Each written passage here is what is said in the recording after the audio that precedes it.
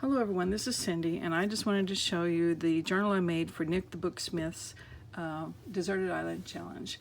You probably know by now that we were challenged to make a journal using only 8 items, and some of those were in limited quantities. She gave us 4 items that everybody got to use. One of them was glue, but we could only use one type, and I chose Fabri-Tac.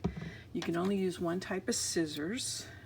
She gave us a needle and thread, and you could use it as often as you wanted to. And then she gave us paper, one type only, but you can use as much of it as you wanted.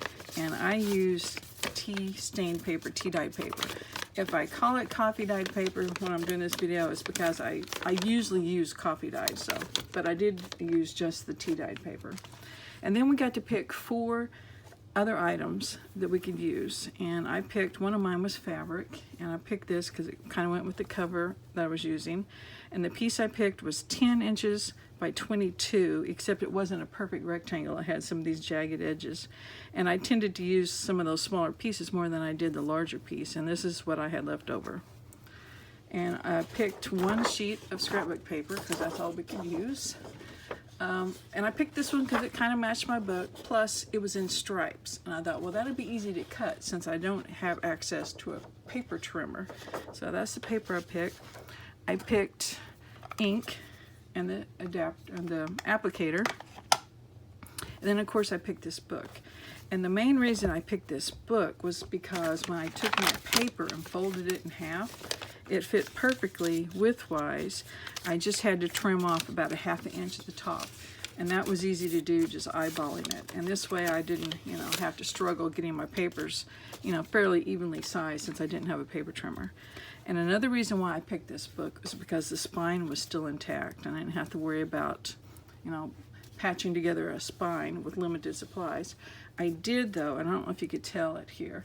I took 1 sheet of this tea-dyed paper, and I cut it and folded it and glued it until I got a strip about the width of the spine, and I glued it in the spine just to reinforce the spine.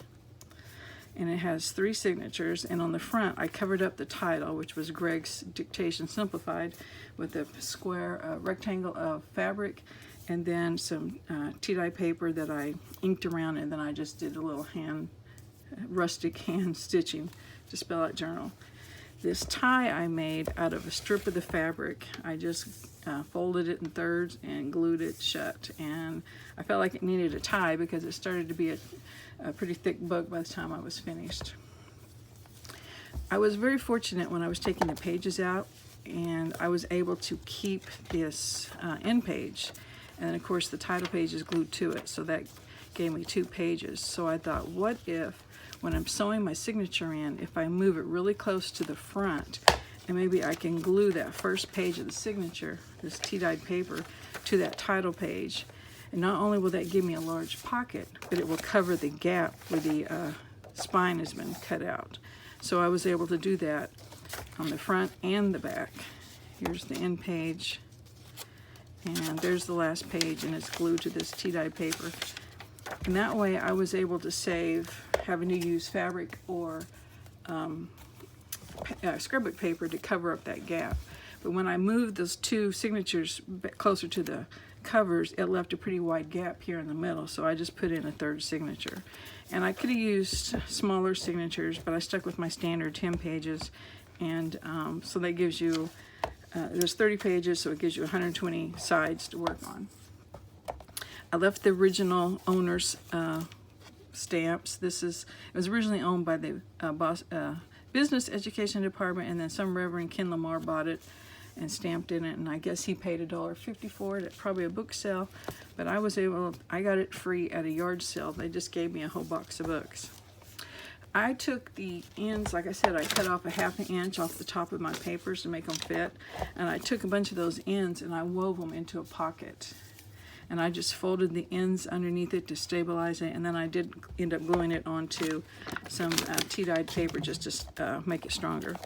And then I made a bunch of tags out of like 3 layers of the tea-dyed paper just glued together, and then I just stitched around it to give it some interest. And here's that first pocket, large pocket, and I just used some scraps of the fabric to decorate that tag.